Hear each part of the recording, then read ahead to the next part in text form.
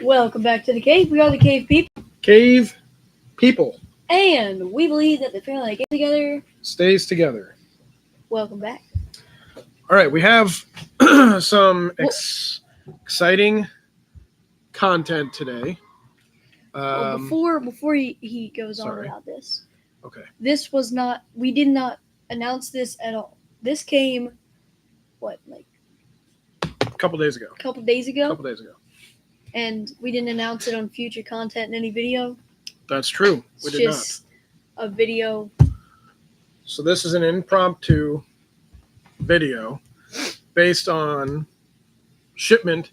You know, you never know when Kickstarters are going to arrive, really. I mean, we get like shipping notifications and all that. I knew that it was coming, but we hadn't done anything since we knew that this game was coming. So we're going to talk about today brand new Kickstarter 2024, Rise and Fall by Ludically Games, designed by Christoph Bollinger. And this game, I suppose, so we're going to give it to you upfront and honest, just like we always do. All of our content is that way. So, you know, if you want an honest review, no one sponsored this video. We're not being paid by anyone to do this review.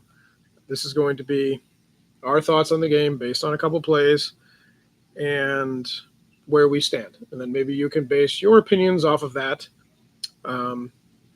Maybe you can get some helpful information, I hope. Or maybe you could just completely disagree with everything we say. And that's fine too. And we don't really care. That's okay too. You're allowed to do that. My scores are probably going to be completely different from his. Yeah, maybe. We don't know how each other rated this game, so that's kind of interesting. We used the Cave People board game rating system. I have shared that in the description. There's a link to that. So if you want to follow along while we do the video. Yeah, which you should. You should do that. You should open that up in a separate window and have that with us. Now, the idea behind, if you haven't seen this before, the Cave People board game rating system is to try and be as completely objective as possible. We know that's impossible because board gaming is a subjective business, but we've developed a system that we believe is pretty fair and partial. Pretty fair. Like, for example, some of my favorite games are not necessarily the highest scoring games, but I had to rate them according to the way that we built the scale. And we didn't add anything. All we added was theme, mechanics, and components, actually. So it wasn't like we added like 7 sections. We only added 3. That's true. To kind of summarize the game. So the way this is going to work, we have 3 categories. He already mentioned them. Theme, components, and mechanics. We're going to rate the game on a scale of 1 to 100 on each of those. It's actually 99. Okay. Well, 100, you could do 100. 0 to 100. We are then going to average those scores together to get a total score for the game. That will be our score for the game. If you don't like the 100-point system, use the 10-point system. Just pare it down. So, for example, if the game scores a 71, make it a 7.1 in your mind. Okay. 7.1 out of 10, or you can round it that would 7 work. out of 10. Okay. So we're going to talk briefly about how this game works. Most games nowadays that are coming out, they're kind of like hybrid games. They combine some mechanics. I'm going to move this box down just so we can have a little two-way conversation here. They combine a lot of mechanics. We see this a lot in games now. And I think that's pretty okay to have like a sort of hybrid game system. This game kind of does that. It classifies itself as a civilization builder. And I will say largely that is what this game is. Yeah, it's literally. You are building a civilization. But in the same token, you are also managing actions, managing a hand, managing a deck, managing kind of fighting over space. So there's a little bit of area control. So there are all those things. There are all of those things showing up here. But it is a civilization game. And it's very unlike the other civilization games that I would put out there, like at the top civilization games. Like, for example, Tapestry is considered a civilization game. This is way different than Tapestry. From my experience, don't you think so? Well, I played Tapestry once. I did like it. Okay. And it is different in the aspect that you have a board in front of you and you are building off that board. And there's like different stuff, there's different sizes of buildings, right? Mhm. And all that. But this, it's one conjoint board and you basically fight temples, knock things off. There's waves that can knock things off, volcanoes can knock things off. It's a lot. It's a big difference. Yeah, and I would say this is kind of a civilization game that doesn't have a whole lot of combat. There's maybe one guild that kind of fights, but doesn't really fight. It just kind of auto kills. Well, the things. temples do also like Temples convert. So you basically raid the city and drive all the people out and put your flag up. But that's all you do. Right, or take one of these merchants and remove them and make them one of yours on the map. Or yeah, like that. Yeah. Okay. So it is a civilization building game with area control. Control is what's going to score you the most points in this game. So. Well, not necessarily. It depends on the guild. Well, that's true, I guess. Because my trophies in the last game scored 50 points. Right. Because they were double score. And I got 1 trophy. Truth. Okay, so we'll talk briefly about how this game works. First and foremost, you set up the world and it's different every time. You have these different tiles. You have water tiles, you have plains tiles, forest tiles, mountain tiles, and glacier tiles. And you set the board up in order. You start with the water. There's a large map of water. And then you're going to cover the water with some of the plains tiles. And based on the player count, all of that varies. Then you're going to cover some of the plain space with forests.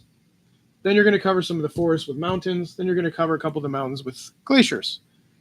And everything has rules on where it can go and how it can move through different things, different pieces of terrain. And the tails. Hold on, we'll talk about tails in a second. And then what's going to happen is you're kind of building this 3-dimensional board, but also building it outwards in a 2-dimensional space. So if you can see right here, you probably can't. This glacier space right here is actually 4 tiles high. This water space is 1 tile high. So that creates what's called a cliff. And cliffs impact movement of your little figures, which is neat. It adds a whole other element to the game.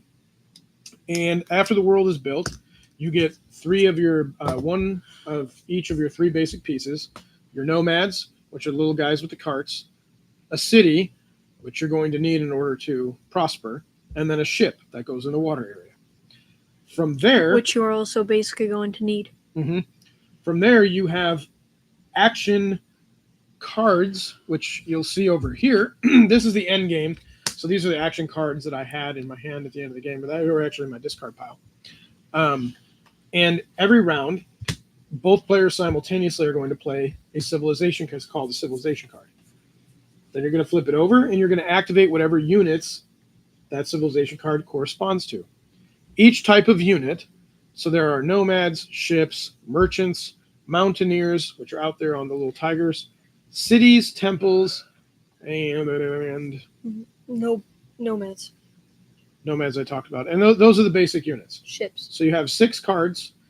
You start the game with 3 of them in your hand. When you build a unit that didn't start in the game, like for example a merchant, and you place a merchant on the map, you pick up that civilization card, and then that piece can activate regularly. And then at any time, if you you convert or your opponent knocks something off and you don't have any of that piece out on the board, you take the card back into your supply. Your card goes back into reserves. Reserve. So you have 2 areas of active cards. The ones that are in your hand and the ones that are in your discard pile. Those are active cards. Your inactive cards are in your reserve pile. You don't have access to those. And that's important because at the end of the game, you're going to score according to the number of pieces that you have for each of these different 6 pieces. Score a different number of VP for each one that you have. You only score for the cards that are in your active area. So if your card is in your reserve or in your decline board, which is way over there, you will not score those points for those units, even if they're on the table. So it really is kind of like this whole ebb and flow, managing your units on the board and also managing your movement the board space gets tight. Not a lot Yeah. of things can move over water, ships, and that's Mhm. about it. Not a lot of things can move into glacier spaces, and mountaineers pretty much are the only things. Are the only things that are, can are the only things. And then you Nothing have your can nomads that can only go one space at a time, and they can never be in the same space as another object. So you're very and they limited. can't in move up two at a time, so they can't move from a plain to a mountain, so they have to go plain, forest, mountain, glacier. Correct. But they can't climb move into cliffs. glaciers, so Mm-hmm. So you are very restricted in your movement. You have to be very tight about it. Where you place your cities is going to drive a lot of that, because cities can pop nomads out. Nomads can do other things. And if you think of other games like this, nomads are kind of like your settlers, where they can go out and settle a city or, upgrade to some other piece that might do other things for you. There are 3 basic resources in the game. I know the game will say there's only 2. That is wood and stone. You get wood and stone by harvesting mountains or forests, but there's also gold pieces. So I call those a resource too, because you use them as a resource. Gold pieces are nice and foily. Not sure why, but they're just foily. I really like them too.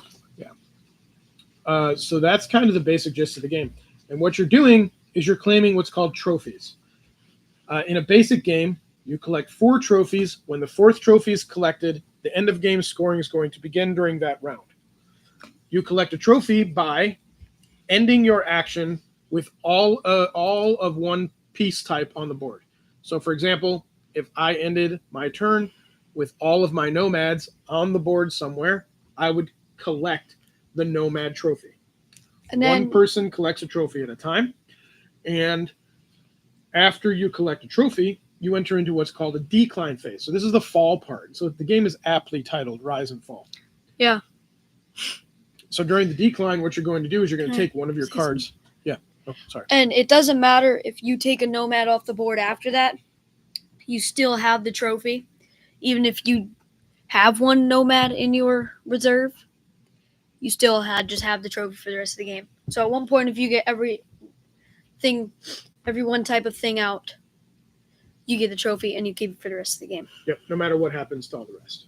So good point there. The fall part of Rise and Fall is we go through a decline phase once a trophy is claimed, which means you're going to lose one of your cards for a bit. You're going to put it in a decline area over on the trophy board. And if I can get down, there it is. I can show you. So there are cards in the decline area right there. Those are both of my cards. I didn't get to score at the end of this one. So those red cards right there that you see, those are my faction. And those cards need to be purchased back in order to activate again. So while they're in the decline, per trophy, you're going to discard a card to the decline. After that, you go through the decline reclamation phase where you can buy them back. The more trophies that get claimed, the more expensive the decline cards get. So you can see right there, the circle's on 40. That's because we were playing 4 trophies. So the game would end. Right. So the game ended, and both of those cards that are in decline would cost me 40 gold pieces to get back into my hand and reactivate them. That's expensive, really expensive. And so that's part of the management of your hand. And I always had a lot of gold, so I never really had any cards in decline. I just buy them back immediately. But at the end of the game, when the first person collects 4, 5, or 6 trophies, however many trophies you're playing with, those cards that are in decline do not go back into your supply for you to score the end game scoring on the cards. They stay in decline. Yeah, if you don't buy them back. Correct. You do get a decline purchase phase during the last trophy phase of the game. But if you don't have the gold pieces to do it, then you're not going to score those cards. 40, 16, 80 is tons of gold pieces. Correct. So you play the game till either 4, 5, or 6 trophies are claimed. 4 is the basic game. 5 is a little more, and then 6 would be the epic scale game. Well, that'd be like 4 players. The game plays 2 to 4, but you can play it all the way up to 8 players if you have 2 Rise and Fall sets. It does require 2 sets because there's not enough map tiles to put together the 5, 6, 7, and 8 player game. And also the colors, there's not enough colors in the box. So it comes with your 4 basic colors. And yeah, that's it. It does come with 2 mini expansions. One of them is the guild cards. So this adds a bit of asymmetry to the game. These little guild powers right here. You will get 2 of them in the game. You get 3 at the beginning. You pick one to keep and pick one to pass to your opponent. Your opponent will then play with that one that you passed as well as the one that they kept. So you kind of actually get to decide what guild your opponent, one of the guilds that your opponent's going to play. Mm-hmm. And then you would discard the other one. These are just little extra things that add some asymmetry to the game. For example, I was use the it much. lumberjacks. The lumberjacks farm 2 wood. Nomads farm 2 wood instead of 1 from forest. And then I also was the thieves guild, when I get an extra action in the game on my nomad card. My nomad can steal a resource from an adjacent opponent's city. So a stone or a wood, I can steal it from them. And then mine, I was the shadow guild. I could, if I had a temple next to a city, so temples usually can't replace cities. They can replace anything else but cities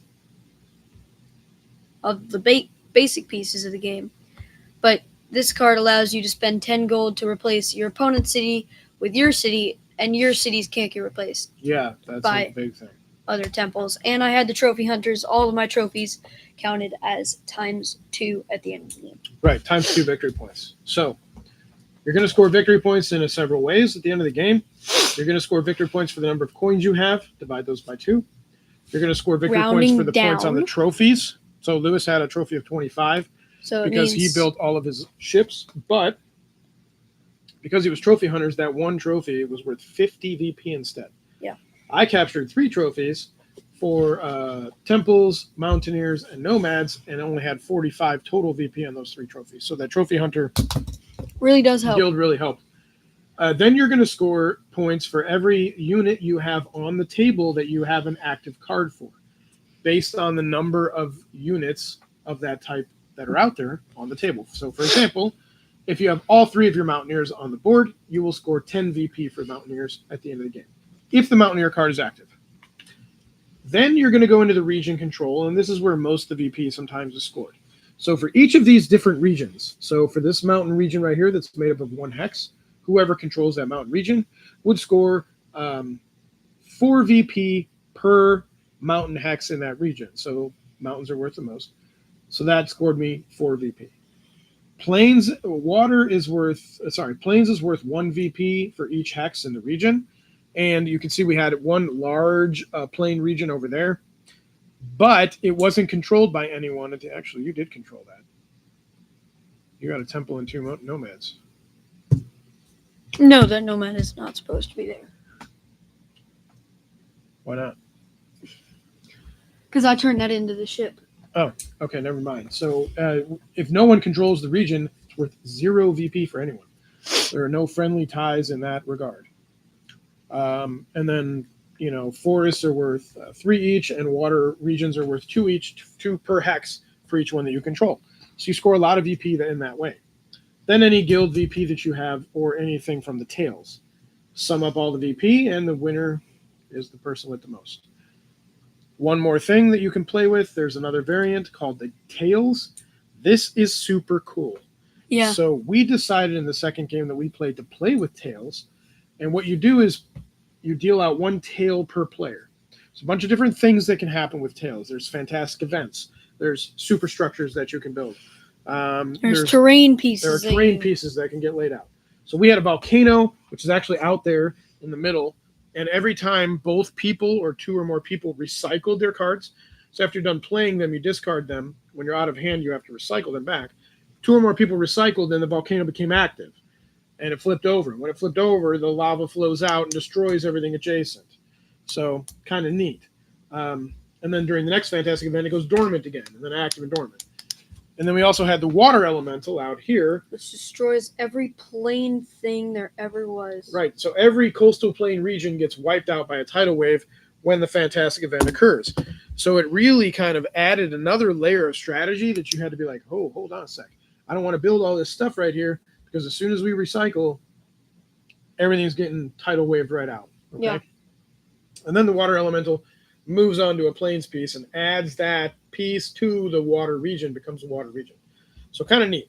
So that's Tails. I believe that's the entire game that we just told you kind of in a nutshell. Let's get to how we rated this game and how we feel about it. Now, 2024 has been a fantastic year for games.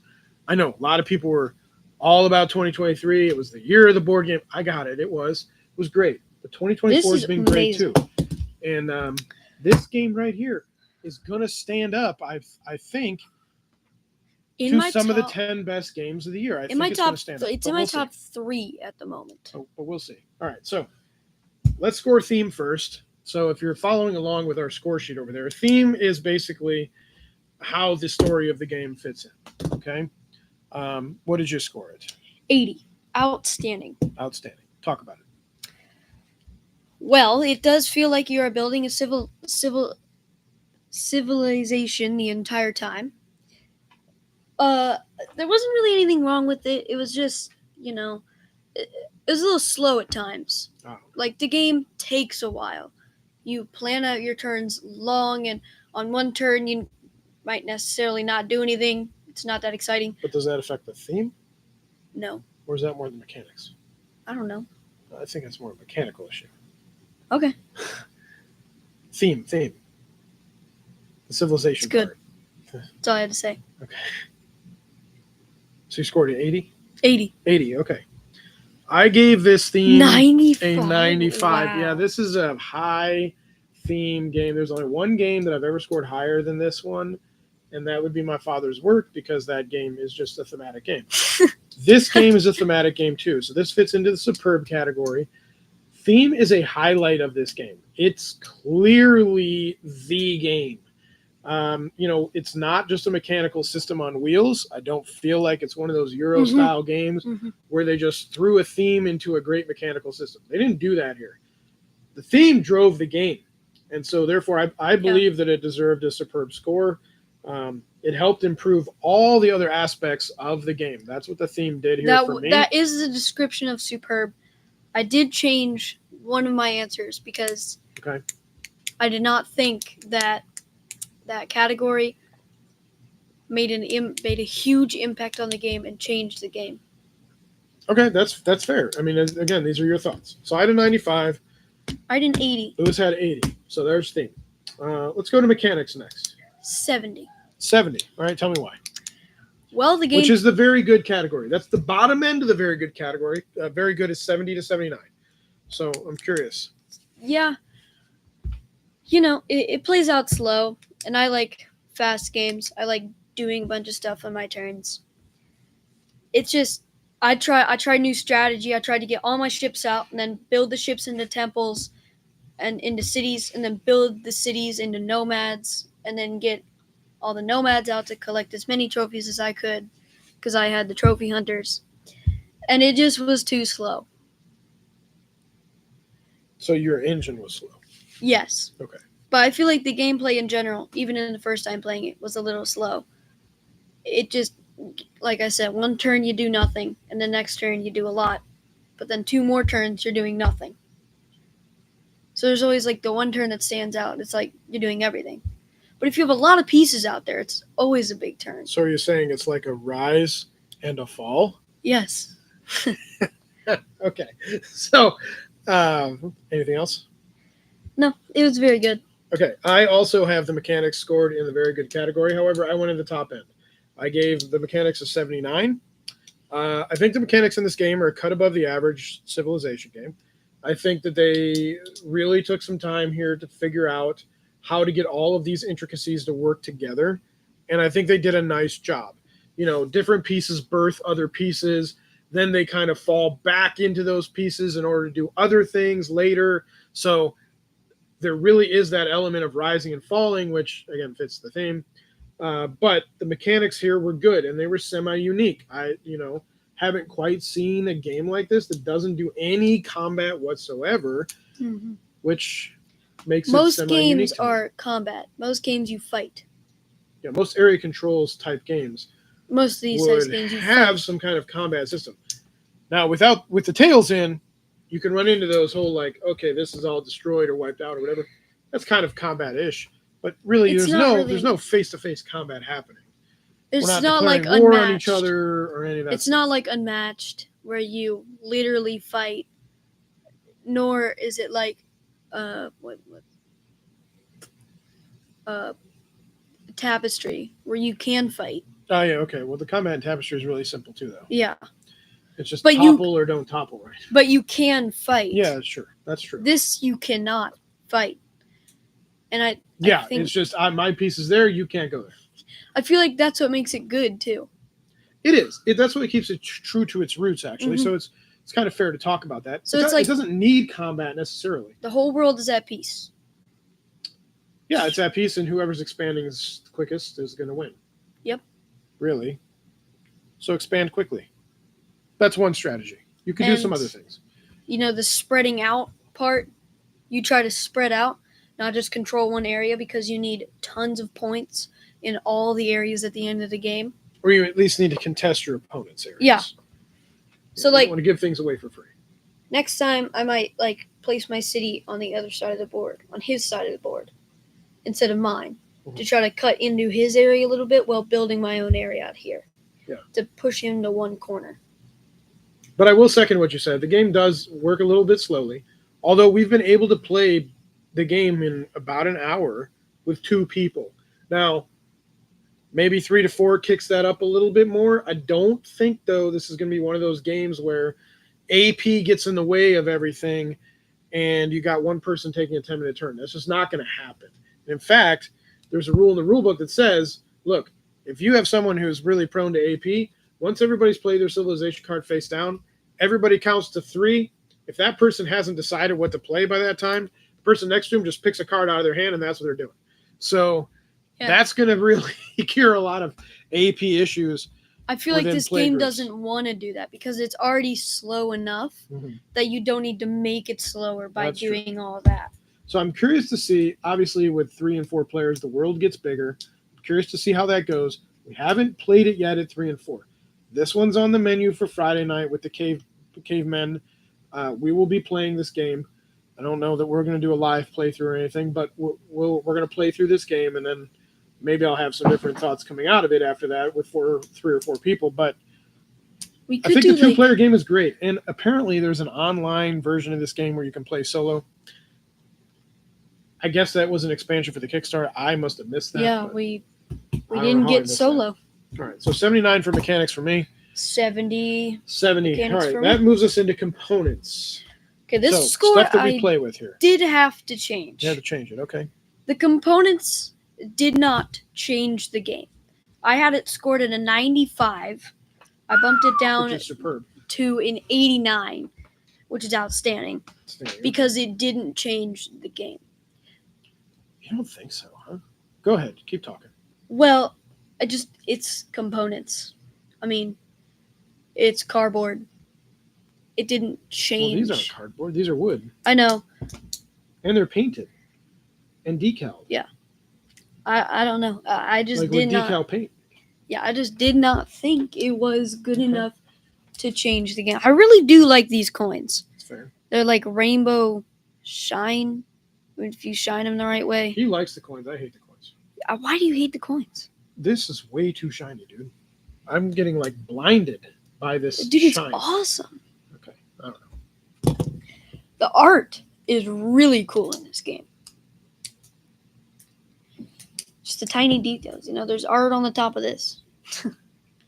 There's art on the trophies. Mhm. They make it, it's not just a brown dot, brown little circle. It's a bundle of wood.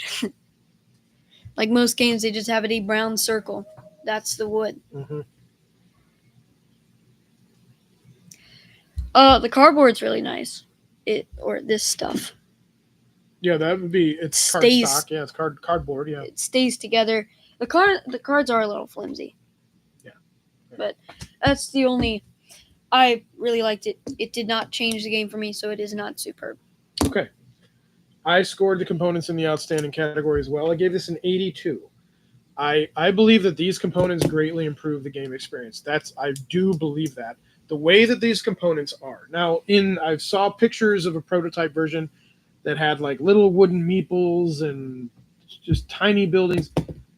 That would have been horrible for this game. And I'm just going to tell you, like, it's great having this like 2-piece city out on the map somewhere that I can see. I mean, maybe our camera's not doing its justice here, but the map is gorgeous, and the game is gorgeous on the table. There's detail in every piece. They're not really gonna see it that well. Super on the detail. camera. Okay.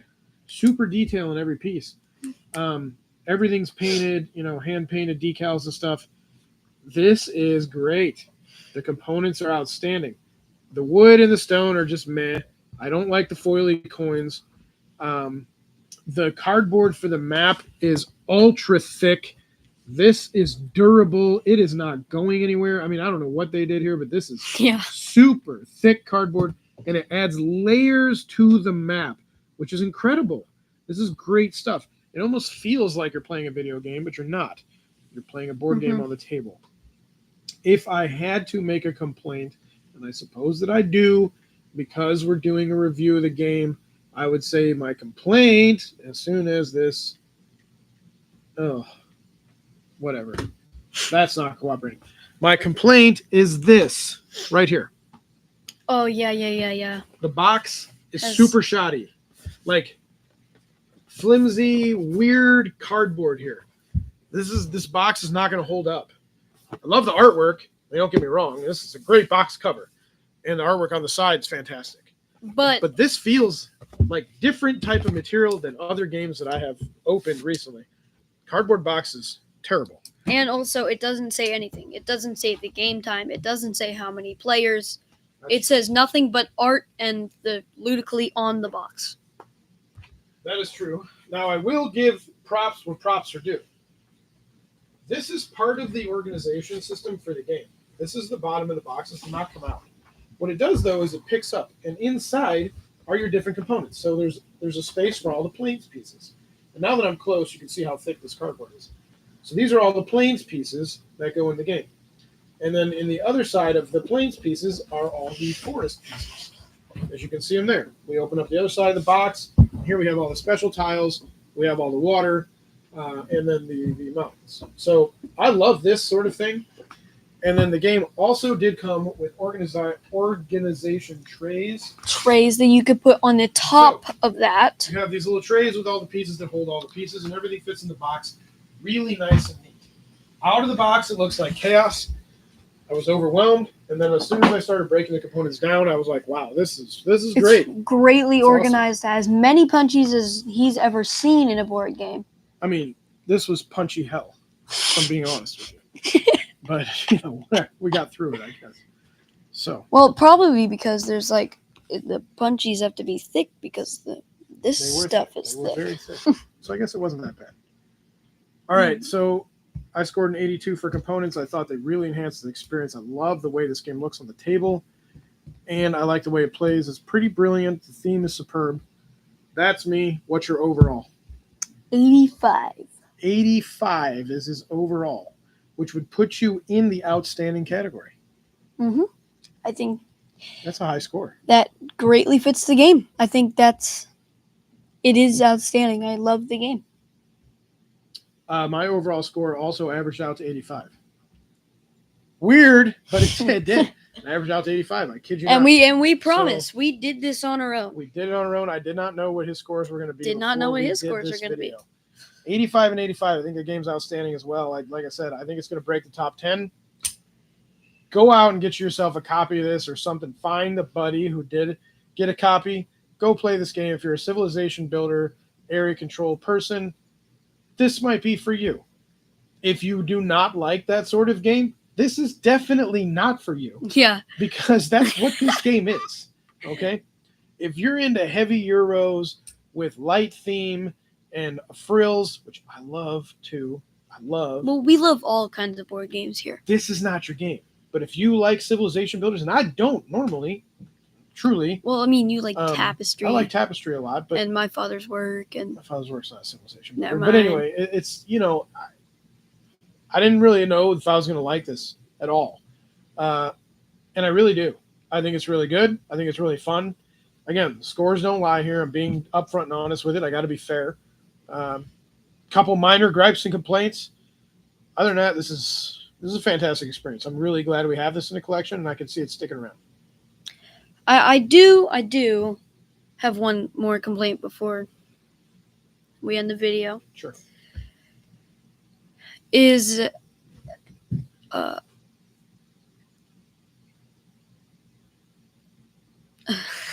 What? I forgot what I was going to say. Oh. Wait. It's coming. You might remember while I'm talking. Okay, go ahead and talk. Okay, so what I'll say is I just want to plug the channel a little bit. You know, we're an independent channel. We do this for fun. That's all we intend on doing it for is fun. But we do require your support, meaning your viewership. So please watch the videos. Please like the videos. Comment on the videos. If there's something you'd rather see us to do, or if there's something you don't like that we're doing and we can fix it to make it more watchable for you, let us know. Okay, that's really all we ask. We take suggestions. We need your help. We would like to just keep producing honest and upfront gaming content for fun because this is a hobby of ours. This is not my job. I don't do this full time at all. I have other things that I do that don't involve gaming at all. Well, not that, but and you know, he's a student, and our family does other things. So again, we're not supporting our lifestyle through this, but we would also like you to watch our videos. We think that what we do is decent enough. Maybe we're not big hitters, you know, like the Dice Towers of the world or whatever, but I don't really think our content's too far off in quality as far as that goes, with the opinions and thoughts and that sort of thing. So Watch some of their stuff. River of Gold review. we did the River of Gold review. You need to watch that. That game's under the radar. Definitely in the top 10 of 2024, without a doubt. We did a crossbows and catapults playthrough and review Super fun game. to make Go it watch that more video. interesting. And that one we had my daughter participating as well. And we did an ARCS review, which if you've probably watching this, you've probably already seen the ARCS review. So Ezra Nehemiah review, Rise of the New Sovereign. We did a lot of reviews. did a lot of reviews recently. So we still have some stuff coming your way. We're finishing up the Unmatched tournament. A guest of Robin Hood. We may do a Guest of Robin Hood review. I'm not sure. It's going to be a hard game to review. It's a tough game to review. There's a lot of reviews out there already, so I don't know. We'll see. Yeah, that's it. That's pretty much us. Comment down below what you want to see. Let us know how we did. And, you know, if you play the game and you like it, let us know how you feel. If you didn't like it and hated it, tell us why. Yep. Wait, is that all? Oh, we're going to do a pagan Fate of Roanoke. Fate of Roanoke review too. That's future content to come, and we will see you guys in the next one. Thanks for watching.